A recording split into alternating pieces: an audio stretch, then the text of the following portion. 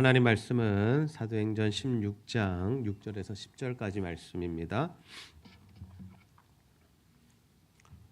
사도행전 16장 6절에서 10절까지 말씀 우리 한 절씩 교독합니다. 성령이 아시아에서 말씀을 전하지 못하게 하시거늘 그들이 부르기아와 갈라디아 땅으로 다녀가 무시아 앞에 이르러 비두니아로 가고자 했으되 예수의 영이 허락하지 아니하시는지라. 무시아를 지나 드로아로 내려갔는데 밤에 환상이 바울에게 보이니 마게도냐 사람 하나가 서서 그에게 청하여 이르되 마게도냐로 건너와서 우리를 도우라 하거늘. 함께 읽습니다. 바울이 그 환상을 보았을 때 우리가 곧 마게도냐로 떠나기를 힘쓰니 이는 하나님이 저 사람들에게 복음을 전하라고 우리를 부르신 줄로 인정함이러라. 아멘. 네, 오늘 아침에 한 통의 전화를 받게 됩니다. 평소에 관계를 가지고 있었던 분인데 아내가 신천지 교회를 다니기 시작한 것 같다고 한 3개월 정도 되었다라는 이런 이야기를 저에게 전하면서 이렇게 이야기했답니다. 신천지에서 나오고 정상적인 교회를 다녀라. 제자들 교회를 가든지 그렇게 교회를 좀 옮겼으면 좋겠다라고 이야기를 했는데 아무런 대답이 없더랍니다. 그래서 제가 주일 아침이어서 길게 이렇게 상담하고 전화할 수는 없었습니다. 그래서 제가 드린 말씀은 무엇이냐면 주중에 한번 만납시다. 먼저는 우리가 먼저 만나서 같이 시간을 좀 보내고 그리고 그분을 어떻게 건져낼 수 있을지 또 함께 고민하자라는 그런 대화를 했습니다. 그런데 그 전화를 주신 분이 교회를 다니지 않는 분입니다. 교회를 다니지 않는 분인데 이런 일들을 만나게 됐고 그 일들을 통해서 정말 하나님께서 그 가정을 구원해 주시기를 원하는 마음으로 제가 기도를 시작하게 됩니다. 제가 매주 기도 특공대 이 기도 제목을 보면서 느끼는 바가 있습니다. 우리 성도님들의 이 성기밀지를 통해서 기도 제목들이 올라오는데 정말 각 가정마다 어려움과 아픔과 문제가 되는 일들이 하나씩은 있구나.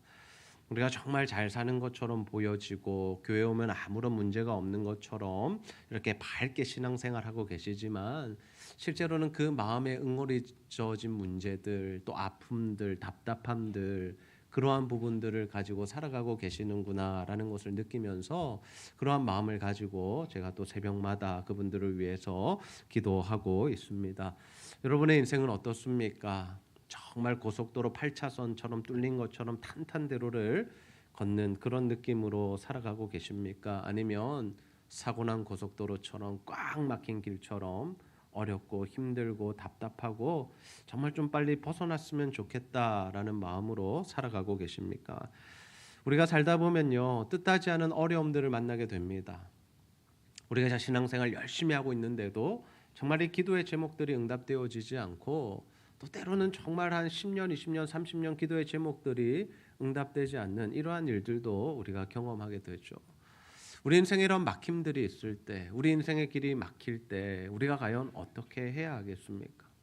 하나님께서 우리에게 이러한 일들을 허락하시는 이유는 과연 무엇일까요? 오늘 우리가 이 말씀을 통해서 함께 이 내용을 살펴보기를 원합니다. 사도 바울이 2차 선교 여행을 시작하게 됩니다. 수리와와 또 길리기아 땅을 다니면서 교회를 견고하게 했다라고 합니다. 그리고 더베와 루스드라에 이르러서 디모데라는 정말 귀한 영적인 아들과 같은 동력자를 만나게 되고 또 그곳에서 사역을 이어갑니다. 그 당시에 그 교회들이 믿음의 사람들이 더하여지고 또 예수를 믿는 자들이 늘어나는 이런 하나님께서 열매도 허락해 주십니다. 그렇게 이 사도 바울의 사역이 탄력을 받을 때 하나님께서 인도하셔서 이 사역이 잘 되어질 때 사도 바울이 어디로 가기를 원했냐면 아시아 지역으로 가기 원했다라고 합니다. 여기서 아시아는 터키 지역인데요.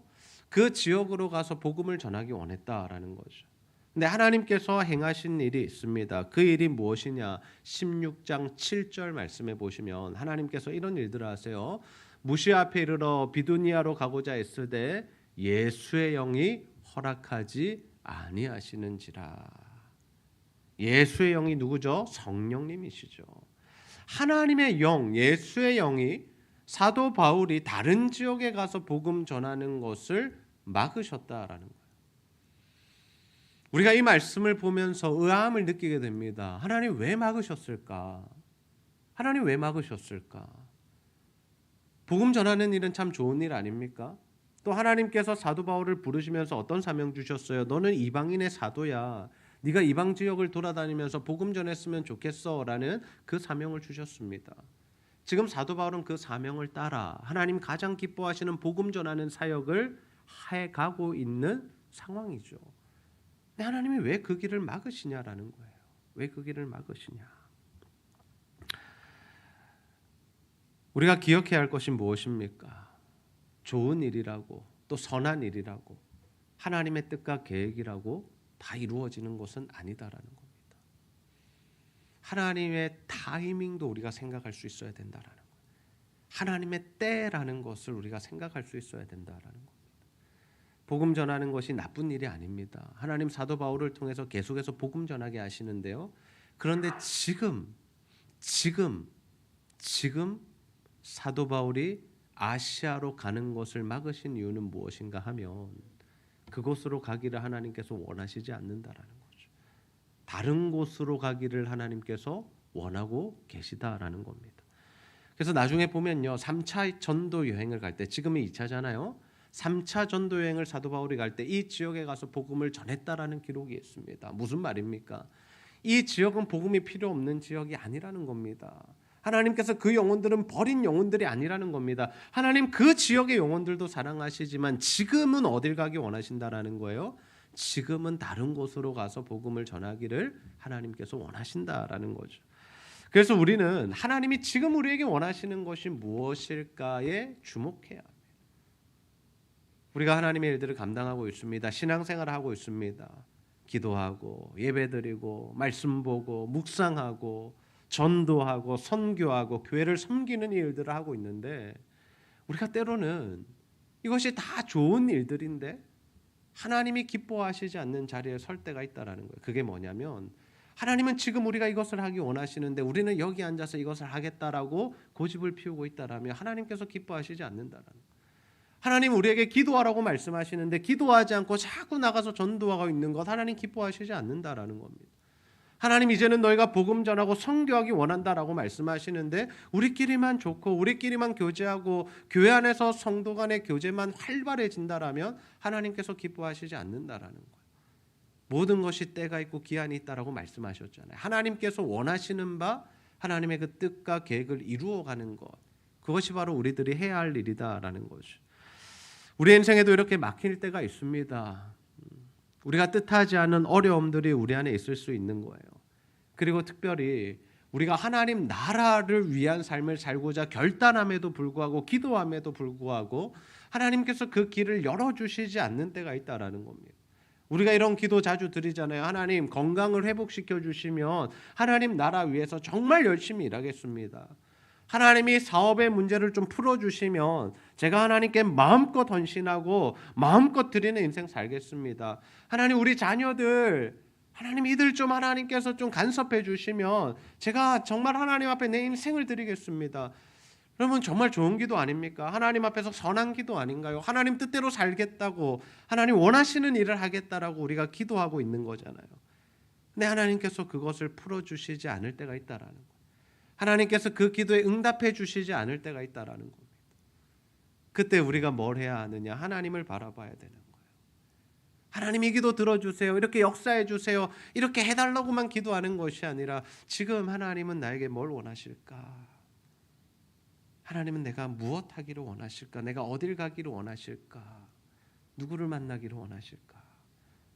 우리가 그 하나님을 바라볼 수 있어야 한다라는 거죠. 우리가 시편 23편 1절에 보면 이런 말씀이 있습니다. 우리 함께 한번 읽어볼까요? 시편 23편 1절입니다. 시작. 여호와는 나의 목자시니 내게 부족함이 없으리로다. 아멘. 이것이 누구의 시입니까? 다윗의 시죠. 다윗이 여호와를 누구라고 불러요? 나의 목자라고 불러요. 다윗은 목자의 삶을 살았던 사람입니다. 아버지의 집에서 양을 치는 일을 했습니다. 누구보다도 목자와 양의 관계에 대해서 정확하게 이해하고 있는 사람이 바로 이 다윗이라는 거예요. 그 다윗이 하나님을 뭐라고 부르는 거예요? 목자라고 부르는 거예요. 하나님이 나의 목자이시기 때문에 자신에게 뭐가 없다고요? 부족함이 없다라는 거죠. 목자가 어떤 존재입니까? 양을 인도하는 자들이 아닙니까? 목자는요, 자신들의 양을 지켜줍니다. 보호해줍니다. 그리고 그들을 먹이고 그들을 재우고 그들을 마시게 하는 것, 그것이 바로 목자가 하는 일이다라는 거죠. 그래서 양이 해야 할 일은 뭐냐면요, 목자의 음성을 따라 움직이는 겁니다. 목자가 인도하는 대로 가는 것입니다. 근데 양들이 그런 생각할 수 있어요. 어떤 생각할 수 있어요? 아, 지금 여기가 나는 너무 좋은데? 여기 먹을 것이 많은데? 목자가 이동하자, 가자 하는데도 어떻게 생각하려? 나 안 갈래. 나 여기 있을래. 여기 먹을 거 많잖아. 그러면 뭐가 되는 거예요? 문제가 생기는 거예요. 무리해서 이탈하게 되는 거죠. 또 양이 그렇게 생각할 수 있어요. 양이 똑똑해가지고 이렇게 생각할 수 있어요. 야, 저기 물 있다. 나 가서 물 좀 마셔야겠다. 지금은 풀 좀 그만 먹고 물 마실 때다. 그래서 자신이 혼자 내려가서 물을 마셔요. 어떤 일이 일어날까요? 위험해지는 거죠. 맹수를 만날 수 있는 거죠. 물론 안 만나면 감사하겠지만, 제가 지금 어떤 말씀을 드리고 있는 거예요? 목자는 모든 것을 압니다. 어디로 가면 위험한지, 지금은 어디로 이동해야 하는지, 지금 어디에 머물러야 하는지, 그건 누가 결정하는 거예요? 누가 결정해요? 목자가 결정하는 거예요. 양이 결정하는 게 아닙니다. 양은 목자가 가자고 하는 대로 가야 돼요. 그런데 무리해서 이탈되거나 자신 혼자 움직인다? 그럼 반드시 그 인생에 문제가 발생한다라는 거죠. 우리의 신앙생활도 마찬가지입니다. 우리가 하나님을 절대적으로 의존하고 하나님이 말씀하시는 대로, 하나님이 인도하시는 대로 가야지, 우리가 생각하고 우리가 계획하고 우리가 원하는 대로 움직여갈 때 어떤 일들이 있을 수 있는 거예요. 우리 삶 가운데 어려운 일들, 위험한 일들, 그런 일들이 충분히 생길 수 있다라는 거죠. 우리가 이것을 인정해야 됩니다. 사람의 지혜보다 하나님의 미련함이 낫다라는 것을 인정하셔야 돼요. 우리가 신앙생활하면서 또 삶의 연륜이 쌓이고 또 우리가 많은 경험들을 하게 되면서 우리는 그 경험들을 쫓아 살아가려고 하는 습성들이 있습니다. 내가 살아보니까 이래, 내가 신앙생활해 보니까 이래, 내가 기도해 보니까 이래, 내가 이 사람들을 파악해 보니까 이래 하면서 우리의 경험과 우리의 판단대로 움직이려고 하는 성향이 많아요. 우리가 그때마다 뭘 인정해야 되는 거예요? 아니, 나의 지혜보다 하나님의 미련함이 낫다고 하셨어. 그래서 우리가 어디로 가는 거예요? 하나님의 말씀으로 돌아가는 겁니다. 우리의 경험보다 항상 하나님의 말씀이 옳습니다. 우리가 아무리 많은 것들로 우리가 공부를 하고 연구를 한다 할지라도 하나님의 말씀 한 구절이 우리의 인생을 인도하는 능력의 말씀이 된다라는 거죠. 우리의 삶의 열매가 맺히는 방법은 뭐냐면요, 다른 것 아닙니다. 하나님의 말씀의 인도함을 받아갈 때 하나님이 우리 삶 가운데 열매를 주신다라는 거예요. 저는 우리 모두가 정말 예수 그리스도를 목자로 삼고 정말 그 하나님의 말씀을 따라 살아가는 자들이 되시기를 주님의 이름으로 축복합니다. 우리가 하나님을 신뢰해야 돼요. 하나님을 전적으로 의존해야 돼요. 우리가 예수님을 목자로 삼는다는 것은 뭐냐면 어떠한 순간과 어떠한 상황과 어떠한 형편에서도 하나님의 말씀이 옳다는 것을 인정하는 것입니다.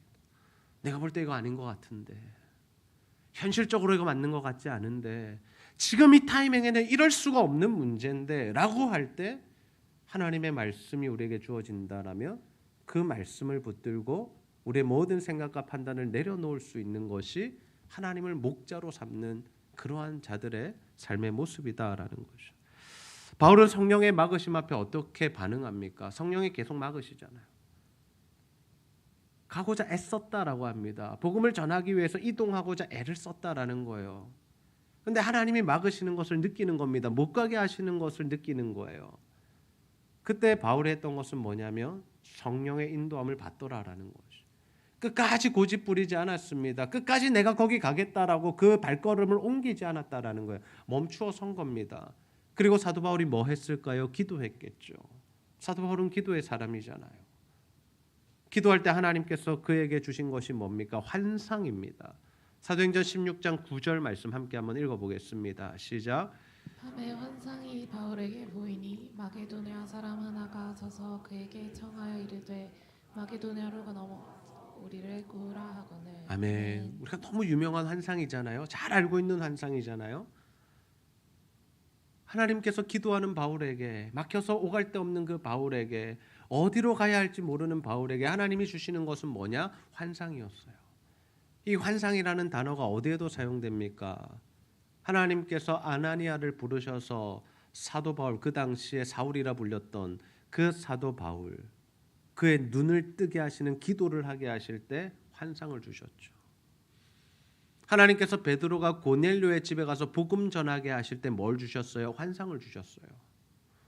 마찬가지로 고넬료도 환상을 봅니다.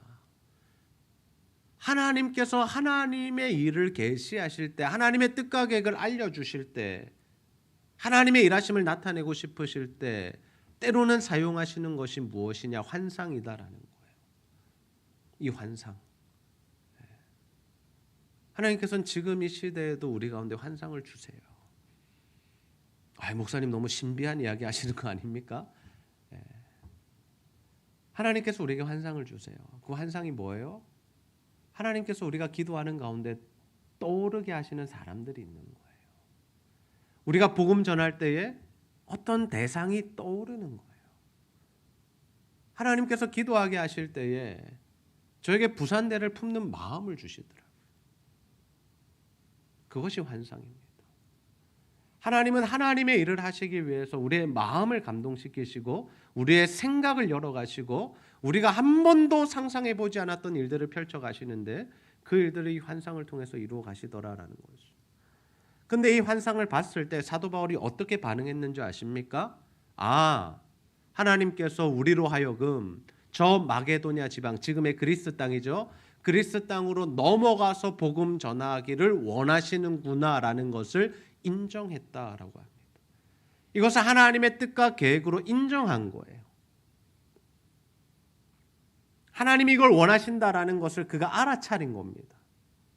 사도 바울이 이 하나님의 뜻과 계획을 환상을 통해서 알아차릴 수 있었던 이유가 무엇인가? 그 이유가 바로 여기 있는 겁니다. 사도 바울은 깨어서 기도하는 사람이었기 때문이다라는 거죠. 여러분, 우리가 영적으로 깨어 있다라는 것이 어떤 의미일까요? 우리가 영적으로 깨어 있다는 것은 늘 하나님 앞에 기도하는 자로 서는 겁니다. 그리고 하나님의 말씀을 묵상하고 하나님의 말씀을 듣는 자리에 있는 겁니다. 그러면서 기도하고 하나님의 말씀을 듣고 하나님의 말씀을 묵상할 때 하나님이 우리에게 주시는 사인들, 말씀들, 감동들을 받아서 알아차리고 그 말씀대로 순종하고 실천하고 따라가는 것이 영적으로 깨어있는 사람이다라는 거죠. 수많은 환상을 봐도요, 수많은 음성을 들어도요, 움직이지 않는 사람들이 있어요. 하나님이 원하시는 말씀이 우리에게 우리의 삶 가운데 주어짐에도 불구하고 그 말씀에 순종하지 않는 사람이 있어요. 그 사람을 영적으로 깨어있다라고 표현하지 않습니다. 들릴 수도 있고 볼 수도 있지만 움직이지 않는다라면 그 사람은 영적으로 깨어있는 사람이 아니에요. 진짜 영적으로 깨어있는 사람은 하나님이 한마디만 하셔도 움직이는 사람이에요. 저리로 가. 네, 하나님 알겠습니다. 마게도냐 한상, 하나님 마게도냐로 가라고요? 알겠습니다. 제가 거기 가서 복음 전하겠습니다. 하나님이 말씀하실 때, 감동 주실 때 움직이는 것이 바로 영적으로 깨어있는 사람이다라는 거죠. 근데 영적으로 깨어있지 않으면 어때요? 이 하나님의 사인이 느껴지지 않는 거예요. 하나님이 사인을 주시는데, 말씀을 나에게 계속해서 주시는데 그것이 나를 향한 말씀인지 모르는 거예요. 성도들이 설교를 들으면서 가장 안타까운 것이 무엇입니까? 이 말씀을 들을 때 하나도 깨달음이 없는 사람들이 있고, 두 번째, 이 말씀을 들으면서 자꾸 다른 사람에게 적용하는 거예요. 그래, 좀 이 사람이 좀 듣고 은혜 받아야 되는데, 오늘 예배 안 나온 우리 남편이 좀 듣고 은혜 받아야 되는데. 아니요, 하나님이 오늘 이 말씀을 저와 여러분에게 개인적으로 주시는 하나님의 말씀으로 받으시기를 주님의 이름으로 축복합니다. 하나님의 말씀은 우리에게 나에게 주시는 거예요. 자꾸 다른 사람에게 적용하지 않으셨으면 좋겠어요. 오늘 주어지는 말씀, 묵상의 말씀은요, 다른 사람을 위한 말씀이 아니라 나를 위한 말씀이죠. 내가 하나님 앞에 섰고 내가 주의 말씀 앞에 엎드렸으며 내가 그 주의 음성을 청종하겠다고 선 자리이기 때문에 하나님 나에게 말씀하시는 겁니다. 하나님은 어떤 분이십니까? 광야의 길을 내시는 분이세요. 하나님은요, 하나님이 말씀하시면 반드시 이루시고 성취하시는 분이십니다. 그러하기에 우리가 누구를 볼 수 있어야 하고 누구를 따라갈 수 있어야 하냐면 하나님을 볼 수 있어야 되고 하나님의 말씀을 따라갈 수 있어야 되는 거예요. 왜? 하나님의 말씀 반드시 성취가 되니까. 하나님의 말씀이 이루어지니까. 제자들에게 주님께서 오병이어를 나누어 주시면서 뭐라고 말씀하세요? 니네가 나눠줘라. 그때 그들이 가만히 있었으면 역사는 일어나지 않습니다. 그런 너네들이 나눠주라고 했을 때 그들이 뭘 하기 시작해요? 나눠주기 시작하는 거예요. 계속 나눠줘요. 계속 나눠줘요. 근데 없어집니까? 안 없어집니까? 안 없어지는 거예요. 5천 명이 먹고 12바구니가 남는 거예요. 이게 기적이 일어난 거죠. 오병이어였는데. 하나님이 말씀하시고 우리가 그 말씀을 따라 움직이면 어떤 일이 일어나는가? 하나님의 기적이 일어나는 거예요. 하나님의 일하심이 나타나는 거예요. 거기에 우리는 뭐 하는 거예요? 동참하는 은혜를 누리는 거죠. 근데 우리가 거기서 계속 기도만 하고 있으면 어떻게? 하나님, 오병이어로 지금 뭘 나눠주라는 거예요? 좀 더 음식을 가져오시든지 지금 뭐 아이템을 바꾸시든지 이 음식하는 사역 그만두시든지 해야지 지금 무슨 말씀하시는 거냐고. 그러면 어때요? 하나님의 역사를 체험할 수 없는 거예요. 그 12제자 어떻게 하는 거예요? 나눠주는 거예요. 말씀대로 나눠주는 거예요. 예수님 가나 혼인잔치에서 어떻게 하셨어요? 포도주가 떨어졌을 때 뭐라고 말씀하셨어요? 종들에게 니들이 물을 가득 채워라라고 말씀하시잖아요. 그들은 그 말씀에 순종해서 물을 퍼다 나르는 겁니다. 근데 만약 그들이 어떻게 해요? 물을 왜 부어준 포도주가 없는데 어디 가서 사오든지 빌려오든지 해야지. 무슨 소리 하는 거야 좀. 말도 안 되는 소리 하고 계시네. 그러면서 순종하지 않았다면 그 잔치는 어떻게 돼요? 망하는 거죠. 그 잔치의 포도주는 이제 떨어졌고 이제 이 손님들이 불만을 토하며 돌아갈 수밖에 없는 상황인 거죠. 그러나 하나님의 일하심이 뭐예요? 예수 그리스도께서 말씀하시고 거기에 물을 채우고 이제는 떠다 나눠주라 했을 때 종들이 떠다 나눠줄 때 어떤 역사가 있어요? 포도주가 최상급의 포도주가 그들에게 나눠지는 거예요. 그러면서 그 사람들이 한 이야기가 뭐예요? 야, 보통은 잔치집에 포도주를 좋은 걸 냈다가 시간이 지나서 사람들 취하면 안 좋은 걸 내는데 이 집은 더 좋은 걸 낸다고. 근데 누구는 알아요? 하인들은 아는 거예요. 이게 어떤 일이 발생했는지. 여러분, 하나님의 말씀에 순종하는 자들은요, 이 하나님의 일하심을 보게 되고 하나님의 일하심에 동력하고 동참하게 되는 줄 믿으시기를 바랍니다. 하나님이 말씀하시면 여러분 순종의 발걸음 한번 옮겨보세요. 저건 내가 할 일이 아니야. 저건 다른 사람들이 할 일이지. 지금 내 상황에서 저거는 불가능해. 여러분 그러지 마시고요. 하나님이 나에게 말씀하시면 하나님이 오늘 나에게 감동 주시고 하나님이 예배하는 가운데 뭔가 은혜를 주시고 이렇게 움직여야겠다라는 마음을 주시면요. 그 한 발자국을 한번 움직여 보시라고요. 하나님이 일하시는 겁니다. 작년에 우리 교회 표어가 무엇이었습니까? 복음의 본질에 집중하며 성교에 한 발짝 더 나아가자였잖아요. 정말 한 발짝 더 나아갔습니다. 하나님 말씀하시는 영역에 한 발짝 더 나아갔을 뿐입니다. 근데 하나님은 어마어마한 일들을 하시더라고요. 우리가 생각지도 못했던 일들을 펼쳐가시더라고요. 근데 지금도 마찬가지예요. 하나님이 우리 교회에 행하시는 일들은 뭐냐? 하나님의 말씀에 순종하여 한 걸음 옮길 때 하나님이 여러 가지 사역들을 한꺼번에 펼치시고 그 일들을 통해서 복음을 전하게 하시더라라는 거죠. 우리가 하는 일입니까? 제가 계획한 일입니까? 죄송합니다. 저는 그런 계획 못합니다. 하나님이 하시는 거예요. 그럼 우리는 뭐 하는 거예요? 따라가는 거예요. 순종하는 거예요. 거기에 우리 성도들이 함께 동력하는 거죠. 그러다 보니까 어떤 일들이 일어나요? 하나님의 놀라운 역사들이 일어나요. 곳곳마다 복음이 전해지고 우리가 가는 곳마다 그 공동체가 복음으로 살아나는 역사들. 그래서 하나님 저에게 전화를 받게 하시고 또 문자가 오게 하시면서 여기에 하나님의 놀라운 은혜가 있다고. 여러분 우리 교회의 사람들이 모여오는 것만이 부흥이 아니라요. 하나님의 나라 관점에서 볼 때 우리가 복음 전하고 우리가 선교하고 우리가 후원하고 도와주는 그 공동체들이 살아나는 것, 그 교회가 힘을 얻고 그 학교들이 일어나고 그 캠퍼스들의 복음이 전해지는 그 일들, 여러분 그것도 하나님께서 우리에게 주신 열매로 받으시는 은혜가 있기를 주님의 이름으로 축복합니다. 이것이 있으셔야 돼요. 안 그러면 힘이 빠져요. 열심히 사역했는데 우리 교회 별로 늘지 않았는데요. 열심히 사역했는데 캠퍼스나 학교에서 우리 교회 오지 않는데요. 여러분 우리 교회 안 오면 어때요? 우리 교회 안 오면 어때요? 그들이 예수 믿고 그들이 하나님 나라의 삶을 살아가게 된다라면 꼭 우리 교회 출석하지 않아도 되잖아요. 물론 오면 좋죠. 더 힘이 되니까.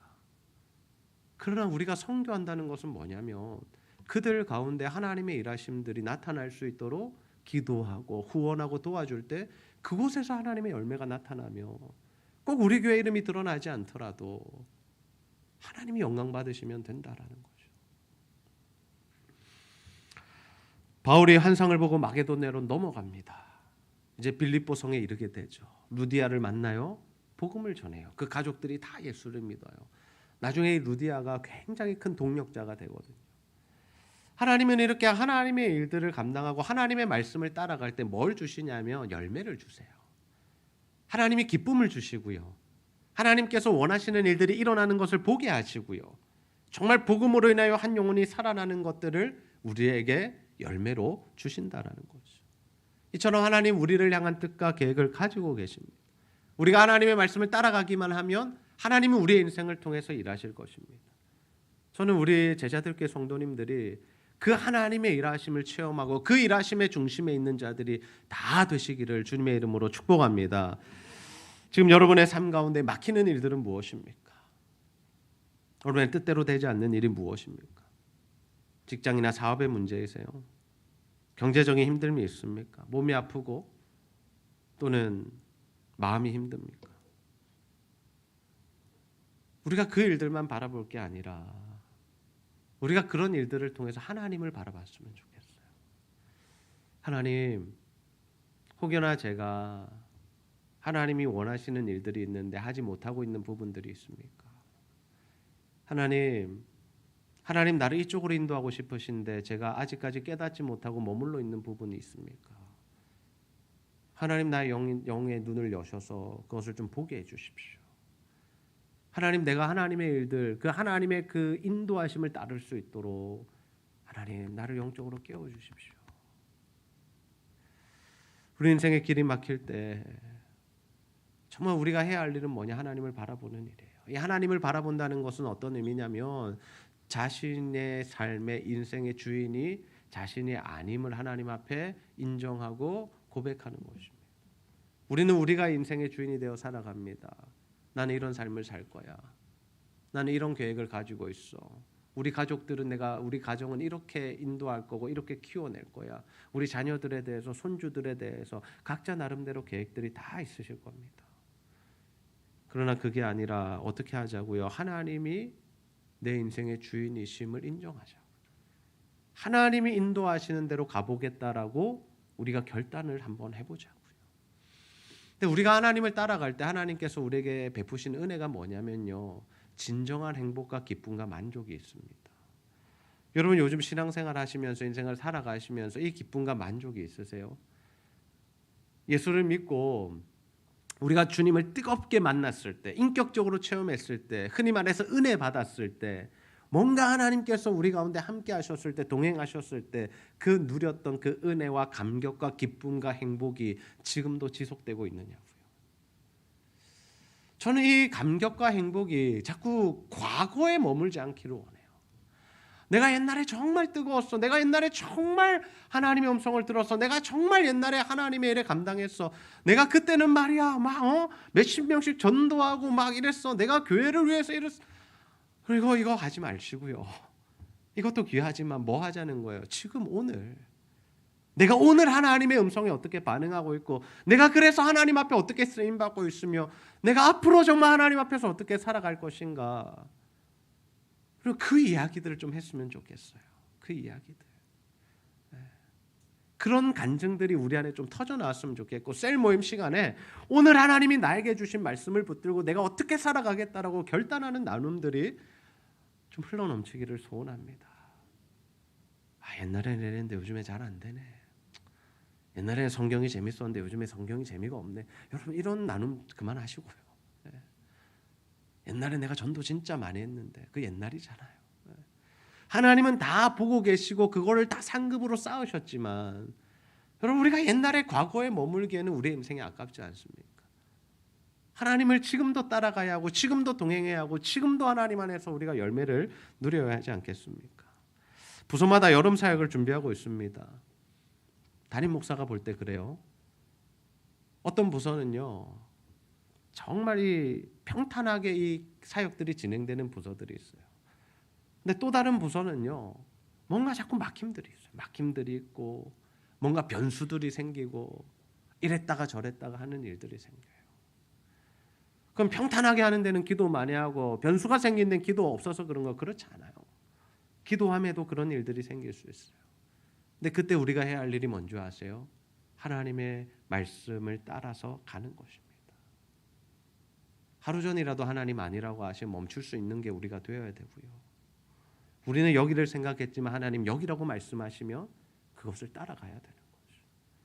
제가 교육자들에게 참 감사한 것이 그런 부분이에요. 우리가 함께 수련회를 준비하거나 어떤 행사를 준비하면서도 정말 기도하는 가운데 최초에 우리가 생각했던 내용이 아니라 하나님께서 자꾸 변경해 가실 때 또는 완전히 길을 달리 하실 때에도 우리가 그 부분들을 놓고 다시 한번 기도하고 대화하고 의논하면서 하나님이 원하시는 방향으로 틀어갈 수 있는 그런 유연함이 있는 것이 저는 참 교육자들에게 감사하고 또 우리 성도들에게도 감사합니다. 목사님 이렇게 하기로 해놓고 왜 이렇게 합니까? 라고 말씀하시는 분이 안 계세요. 어떨 때는 제 마음에 그럴 때가 있어요. 하나님께서 하나님의 말씀을 따라서 하나님이 기뻐하시는 일들을 계획하고 진행해 나감에도 불구하고 하나님께서 그 길을 막으실 때도 있고 그 방향을 트실 때가 있다라는 거예요. 근데 그때 뭐가 딱 걸리느며 담임 목사의 자존심이 걸려요. 담임 목사 기도 안 해가지고 하나님 뜻을 모르나 이런 이야기가 듣기 싫은 거죠. 그러나 그것보다 더 중요한 게 저는 뭐라고 생각하냐면 자존심의 문제가 아니라는 거예요. 사람들에게 능력 없는 목사로 취급받아도 상관이 없는 거예요. 그러나 하나님이 원하시는 바를 그 뜻을 그대로 따라가는 것이 저에게 있어서는 가장 중요한 일입니다. 왜요? 그게 아니면 우리가 다 무너질 수 있기 때문이에요. 목자가 중요한 이유가 그겁니다. 여러분 목자가요 잘못 판단하면 양들이 다 죽어요. 저기는 들어가면 안 되는 땅인데 목자가 그걸 판단하지 못하고 그 땅에 들어갔을 때 모든 양들이 어려움을 당할 수 있다는 겁니다. 우리 셀리더들의 역할이 그래서 중요하고요. 우리 부모들의 역할이 그래서 중요한 거예요. 우리 부모와 조부모들이 정말 우리 자녀들을 키워나갈 때 정말 하나님의 말씀으로 키워나가지 않으면 성령의 인도함을 받으면서 키워나가지 않으면 내가 그린 내가 원하는 내가 키우고 싶어하는 그 이상향을 가지고 아이들을 키워나가며 어느 순간 우리 아이들이 무너지고 망가지고 주님을 떠나게 될 수 있다는 거예요. 그러나 우리가 뭘 보여줄 수 있어야 됩니까? 아브라함처럼요. 아들을 바치라고 하는 그 말씀에도 순종할 수 있는 모습을 보여준다라면 이삭이 그 일 때문에 아버지와 멀어졌습니까? 아빠가 어떻게 나를 죽이려 그래? 야 진짜 이제는 연을 끊어야겠다. 아버지 이제는 부자지간 끊읍시다. 이제는 이제 끝냅시다 우리 관계. 뭐 아버지는 믿음대로 살았으니까 됐고 나는 이제 아버지 못 따라 이렇게 했습니까? 아니요. 자신을 죽이려고 하는 상황, 아니 죽은 그 상황 속에서 살리시는 하나님을 받고 그 아버지가 하나님 앞에 순종하는 모습을 보고 그 예비된 양을 보면서 이삭이 뭘 느낀 거예요? 아, 하나님의 말씀대로 사는 게 이런 거구나. 우리 아버지가 그 하나님의 말씀대로 따라갔구나. 그래서 이삭은 어떻게 해요? 하나님의 말씀에 인도하는 삶을 살잖아요. 완전히 하나님의 말씀에 인도함을 받는 삶을 살잖아요. 여러분 이것이에요. 우리가 하나님의 말씀대로 살아야 우리 가정이 살아나고 우리 주변의 사람들이 살아나는 줄 믿으시기를 바랍니다. 하나님을 신뢰하십시오. 우리는요 내일 무슨 일이 일어날지도 모르는 연약한 존재예요. 당장 한 시간 뒤에 우리 인생에 어떤 일이 닥칠지 우리는 알지 못해요. 큰 세계적인 전쟁이 나면요 우리가 내일을 계획하고 우리가 내일을 약속한 게 뭔 의미가 있겠습니까? 지진이 오고 해일이 덮칠 때 여러분 무슨 의미가 있겠습니까? 코로나라는 그 질병 하나가 들어올 때 어떤 의미가 있었냐요? 우리의 계획들이요. 다 캔슬되고 취소되고 아무것도 하지 못하는 상황이 되잖아요. 그러나 우리가 바라볼 수 있는 분은 누구예요? 우리가 신뢰할 수 있는 분은 누구예요? 이 세상을 주관하시고 이 세상을 다스리고 계신 하나님, 우리가 그 하나님을 바라보며 쫓아가면 하나님이 우리 인생 가운데 하나님의 뜻과 계획을 이루어 가시는 줄로 믿습니다. 우리가 주인 되는 인생 이제 내려놓읍시다. 말로만 내려놓지 말고 정말 내려놓읍시다. 하나님이 말씀하시는 대로, 성령이 인도하시는 대로 한번 가봅시다. 그래서 바울처럼 아시아로 가고자 애썼지만 하나님 막으실 때 막혔고, 하나님께서 환상을 통하여 마게도냐 땅으로 부르실 때 그 환상이 하나님의 뜻임을 인정하며 하나님이 원하시는 대로 발자국을 옮겨서, 발걸음을 옮겨서 그 하나님의 일들을 감당했던 것처럼 저와 여러분도 하나님의 그 막힘 앞에, 하나님이 막으시는 일 앞에 하나님을 바라보며 기도하고 하나님의 뜻을 구하셔서 하나님이 주시는 사인을 받고, 그래서 하나님이 원하시는 바대로 발걸음을 옮기셔서 하나님께서 우리의 삶 가운데 회복을 주시고 치유를 주시고 하나님 주시는 복을 받으며 하나님 안에서 진짜 행복하고 기뻐하며 만족한 삶을 살아가게 되시기를 주님의 이름으로 축복합니다.